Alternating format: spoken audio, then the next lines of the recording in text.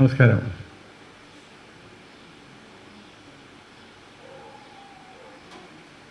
രാമലക്ഷ്മണന്മാരുമൊത്ത് വിശ്വാമിത്ര മഹർഷി വനത്തിലേക്ക് യാത്രയായി. വനത്തിലൂടെയുള്ള യാത്ര വാസ്തവത്തിൽ രാമലക്ഷ്മണന്മാർക്ക് ഒരു പുതിയ അറിവ് ലഭിക്കുവാനുള്ള മാർഗമായിരുന്നു. വിശ്വാമിത്ര മഹർഷി വളരെ കരുത്തനും പ്രാപ്തനുമായ ഒരു രാജാവായിരുന്നു കൗശികൻ. കൗശികൻ എന്ന രാജാവാണ് തൻ്റെ രാജപദവി ഉപേക്ഷിച്ച് സന്യസിച്ച് വിശ്വാമിത്ര മഹർഷിയായത്. കൗശികൻ രാജാവായിരുന്ന കാലഘട്ടത്തിൽ ഒരു ദിവസം അദ്ദേഹം ഇങ്ങനെ നായാട്ടിന് പുറപ്പെടുമ്പോൾ തന്നോടൊപ്പം ധാരാളം സൈനികരും ഒന്നിച്ച് വനത്തിലൂടെ യാത്ര ചെയ്യുകയാണ്. ഏതാണ്ട് ഉച്ചമയങ്ങിയപ്പോൾ അവർ ഒരു ആശ്രമ പരിസരത്ത് എത്തിച്ചേർന്നു. അത് വസിഷ്ഠ മുനിയുടെ ആശ്രമ പരിസരമായിരുന്നു.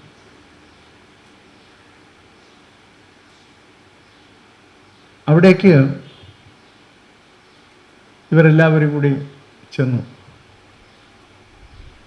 സ്വാഭാവികമായും വസിഷ്ഠ മുനി ഇവരെ കണ്ട് ഏറെ സന്തോഷപൂർവ്വം സ്വീകരിച്ച് അവർക്ക് വേണ്ട സൗകര്യങ്ങളെല്ലാം ചെയ്തു കൊടുത്തു. എല്ലാവർക്കും ആഹാരവും സൗകര്യവും ചുരുങ്ങിയ സമയത്തിനുള്ളിൽ ലഭ്യമായി. ഇത് കണ്ട് രാജാവ് പെട്ടെന്ന് വസിഷ്ഠമുനിയോട് ചോദിച്ചു, ഇതെങ്ങനെയാണ് ഈ ചുരുങ്ങിയ സമയം കൊണ്ട് ഇത്രയധികം ഭടന്മാർക്കും നമുക്കും എല്ലാം വേണ്ട സൗകര്യം അങ്ങ് ഒരുക്കിയത് എന്ന് ചോദിച്ചു. അപ്പോൾ വസിഷ്ഠമുനി പറഞ്ഞു, നമുക്ക് കാമധേനു എന്ന ഒരു പശുവുണ്ട്. ആ പശുവിനോട് എന്താവശ്യപ്പെട്ടാലും നമ്മുടെ ആവശ്യം അനുസരിച്ച് അത് എല്ലാം നിർവഹിച്ചു തരും. ഇത്രയും പേർക്ക് ആഹാരവും സൗകര്യവും വേണമെന്ന ആഗ്രഹം നാം പ്രകടിപ്പിച്ചപ്പോൾ അതെല്ലാം ലഭ്യമായി.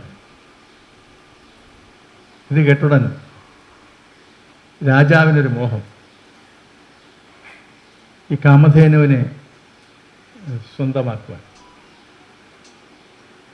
രാജാവ് നേരെ വസിഷ്ഠമുനിയോട് പറഞ്ഞു, നമുക്ക് ഈ പശുവിനെ വേണം. വസിഷ്ഠമുനി പറഞ്ഞു,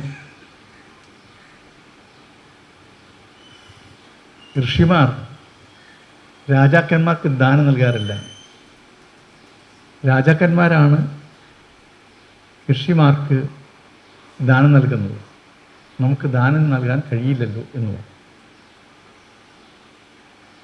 അപ്പോൾ കൗശികൻ ഒരു നിമിഷം മൗനിയായതിനു ശേഷം പറഞ്ഞു,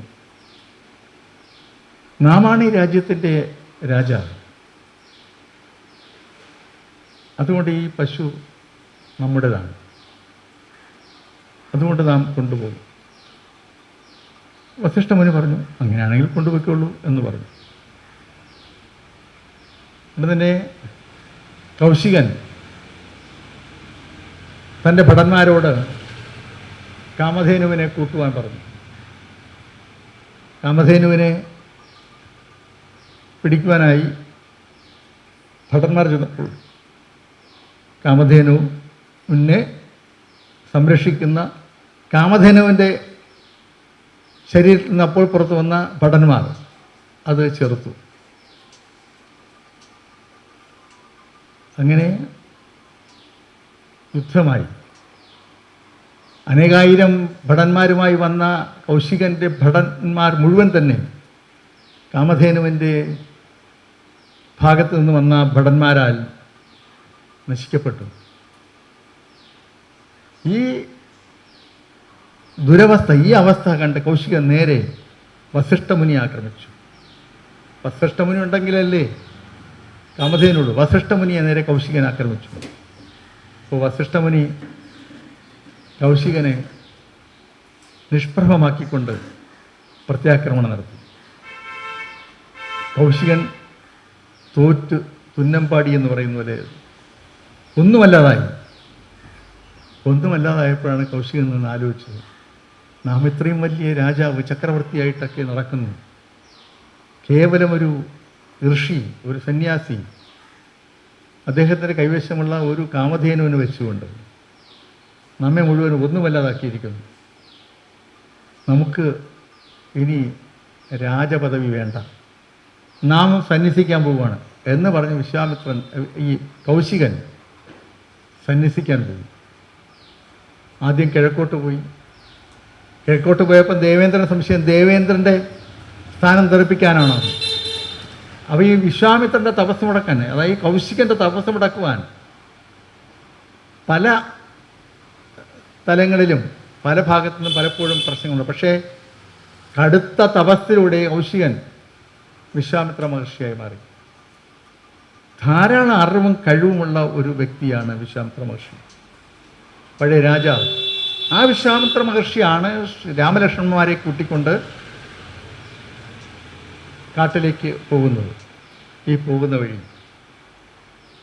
ധാരാളം പുത്തനറിവുകൾ, 105 പുതിയ അസ്ത്രശസ്ത്ര വിദ്യകൾ രാമലക്ഷ്മണന്മാരെ അദ്ദേഹം അഭ്യസിപ്പിച്ചു. പുതിയ അറിവുകൾ, അതുവരെ കേട്ടിട്ടില്ലാത്തതും അറിയാത്തതുമായ ധാരാളം അറിവുകൾ ഇവർക്ക് രണ്ടുപേർക്കും ലഭ്യമായി. ഒപ്പം ആ കാട്ടിലൂടെ പോകുമ്പോൾ ആ കാടിൻ്റെ സവിശേഷമായ ഭംഗിയും ഓരോ ഭൂപ്രദേശത്തിൻ്റെയും പ്രത്യേകതകളും ഓരോ ഭൂപ്രദേശത്തും ഉണ്ടായിട്ടുള്ള പ്രശ്നങ്ങളും അവിടെ നേരിട്ടിട്ടുള്ള അവസ്ഥകളുമൊക്കെ തന്നെ ലക്ഷ്മണനാണ് കൂടുതൽ ചോദ്യങ്ങൾ ചോദിച്ചുകൊണ്ടിരുന്നത്. ഈ ചോദ്യങ്ങൾക്കായി ഉത്തരം നൽകുന്ന വിധത്തിൽ എല്ലാ കാര്യങ്ങളും അറിവ് പകർന്നു നൽകുന്ന ഒരു വലിയ ദൗത്യം വിശ്വാമിത്ര മഹർഷി നിർവഹിച്ചു. ഇങ്ങനെ ഇവർ നടന്ന് താടകാവനമെന്ന കൊടും വനത്തിലെത്തിച്ചേർന്നു. വളരെ ഭയാനകമായ ഒരു വനഭൂമിയാണ്, ഭയാനകമായ വനഭൂമി. പകൽ പോലും ഒരു ഉറുമ്പ് പോലും സഞ്ചരിക്കാൻ ഭയപ്പെടുന്ന നിലയിലുള്ള അന്തരീക്ഷം തളം കെട്ടി നിൽക്കുന്ന ആ ഭയാനക ഭൂമി, അത് കാണുമ്പോൾ തന്നെ അറിയാം ഈ വനഭൂമി ഒരുപാട് ദുരൂഹതകളുള്ള, ഒരുപാട് പ്രശ്നങ്ങളുള്ള ഒരു ഭൂപ്രദേശമാണ് എന്ന് അവിടെ ആർക്കും അറിയാം. കാരണം ആ നിലയിലാണ് ആ വനഭൂമി. അവിടെ എത്തിയപ്പോൾ ശ്രീരാമൻ മഹർഷിയോട് ചോദിച്ചു, മഹർഷി, ഈ ഭൂമിക്ക് മറ്റുള്ള ഇടങ്ങളിൽ നിന്ന് വ്യത്യസ്തമായി ചില പ്രശ്നങ്ങളുള്ളതായി മനസ്സിലാക്കുന്നല്ലോ. ഈ ചോദ്യം ചോദിക്കുന്ന മുറയ്ക്ക് തന്നെ മഹർഷി പറഞ്ഞു, നാം ഇവിടേക്കാണ് എത്തിച്ചേരുവാൻ നിശ്ചയിച്ചുകൊണ്ടാണ് ശ്രീരാമനെ കൂട്ടിക്കൊണ്ട് ഇങ്ങോട്ട് വന്നത്. ഇവിടെയാണ് കൊടും രാക്ഷസിയായ താടക താമസിക്കുന്നത്. താടകയുടെ വാസസ്ഥലം ഇതാണ്. താടക ഏത് നിമിഷം ഇവിടെ എത്തിച്ചേരും. ഇത് കേട്ട് ഇങ്ങനെ നിൽക്കവേ ശ്രീരാമൻ തൻ്റെ വില്ലിൽ ചെറുതായിട്ട് പെരുവിരൽ കൊണ്ട് ഒന്ന് ഞാണലിയിട്ടു. ദിഗന്ധങ്ങൾ പൊട്ടുമാറുള്ള വലിയ മുഴക്കം, ആ ഞാണലിയുടെ മുഴക്കം കേട്ട്